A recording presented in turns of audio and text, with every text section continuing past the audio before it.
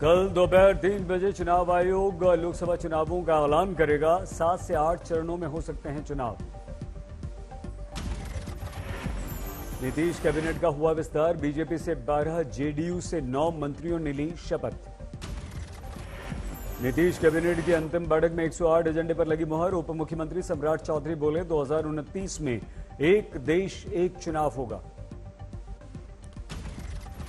मुख्यमंत्री नीतीश कुमार के गृह जिला नालंदा के राजगीर में इंटरनेशनल एयरपोर्ट बनाने के प्रस्ताव पर लगी मुहर। भागलपुर एयरपोर्ट का होगा जीर्णोद्धार। बिहार के प्रमुख शहरों के पास टाउनशिप बनाएगी राज्य सरकार। बिहार सरकार ने 2 नेताओं की सुरक्षा बढ़ाई। जेडीयू के राज्यसभा सांसद संजय कुमार झा को दी जेड कैटेगरी की सुरक्षा। हम के प्रदेश अध्यक्ष और विधायक अनिल कुमार को दी गई वाई कैटेगरी की सुरक्षा। लोकसभा चुनाव के लिए समाजवादी पार्टी ने जारी की 6 उम्मीदवारों की तीसरी लिस्ट। भदोही सीट से टीएमसी का होगा उम्मीदवार। जय श्री राम, भारत माता की जय के नारों के बीच हैदराबाद के मलकाजगिरी में पीएम मोदी ने किया भव्य रोड शो। ठाणे में राहुल ने प्रेस कॉन्फ्रेंस में साधा मोदी पर निशाना। बोले चुनावी बॉन्ड देश का सबसे बड़ा जबरन वसूली रैकेट। रांची में नागरिकता संशोधन अधिनियम पर बोले राजनाथ सिंह। सीएए के द्वारा हमने पाकिस्तान, अफगानिस्तान, बांग्लादेश के धार्मिक उत्पीड़न के शिकार हिंदुओं को राहत देने का काम किया। सीएए 2019 मोबाइल ऐप हुआ चालू। भारतीय नागरिकता के लिए अब लोग ऑनलाइन कर सकेंगे अप्लाई। गृह मंत्रालय ने ट्वीट करके दी जानकारी। चुनावी बॉन्ड से जुड़ी सारी जानकारी चुनाव आयोग की वेबसाइट पर अपलोड होते ही सुप्रीम कोर्ट का नया फरमान जारी।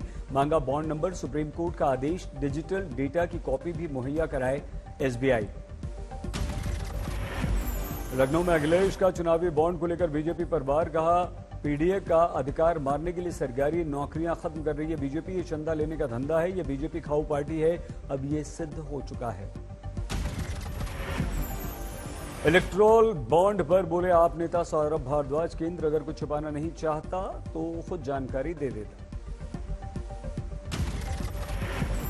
निर्वाचन आयुक्तों की नियुक्ति की प्रक्रिया के विरुद्ध दायर याचिका पर सुप्रीम कोर्ट में 21 मार्च को होगी सुनवाई।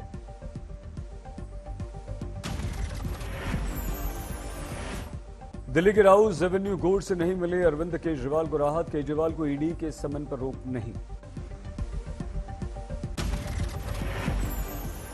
वित्त मंत्री निर्मला सीतारमण ने पेट्रोल के दामों में कमी को चुनावी सोच मानने से किया इनकार। बोली सरकार जनता के हित के लिए लगातार काम कर रही है। घोषणा पत्र के पूरे कर रही है वादे। राहुल गांधी की न्याय यात्रा पर निर्मला सीतारमण का कटाक्ष। बोली राहुल कहीं भी यूं ही घूमते रहते हैं, कहीं कुछ ठोस नहीं करते। चुनावी कैंपेन के अंतिम दिनों में मध्य प्रदेश के मुख्यमंत्री डॉक्टर मोहन यादव ने खेला अंतिम दांव। राज्य कर्मचारियों के महंगाई भत्ते में 4% की बढ़ोतरी। टीएमसी नेता कुणाल घोष ने लोकसभा चुनाव को लेकर अपनी इच्छा व्यक्त की। बोले हम चाहते हैं कि चुनाव एक ही चरण में हो, एक से अधिक चरण के चुनाव की आवश्यकता ही नहीं। संदेश खाली मामले में सुप्रीम कोर्ट ने नाबालिग रेप पीड़िता के नाम का खुलासा करने के लिए बंगाल सरकार के विरुद्ध कार्रवाई की मांग से इनकार किया। अध्यक्ष सुकांत मजूमदार ने दायर की थी याचिका। हैदराबाद से शराब नीति मामले में ईडी ने के कविता को गिरफ्तार किया। के कविता को दिल्ली ला रही है ईडी। के कविता और परिवार के सदस्यों ने कहा ईडी अधिकारियों के साथ करेंगे पूरा सहयोग। ईडी की अवैध गिरफ्तारी से कानूनी और शांतिपूर्ण और लोकतांत्रिक ढंग से निपटेंगे। रक्षा मंत्री राजनाथ सिंह ने भारतीय नौसेना के नवनिर्मित मुख्यालय नौसेना भवन का किया उद्घाटन। सभी तरह की आधुनिक तकनीक से लैस है नौसेना भवन।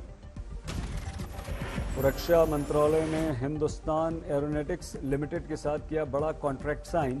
भारतीय नौसेना के 25 डॉर्नियर विमानों के मिड लाइफ अपग्रेड के लिए 2,890 करोड़ रुपए की डील साइन।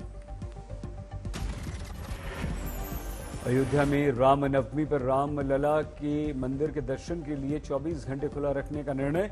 योगी सरकार तैयारियों में जुटी।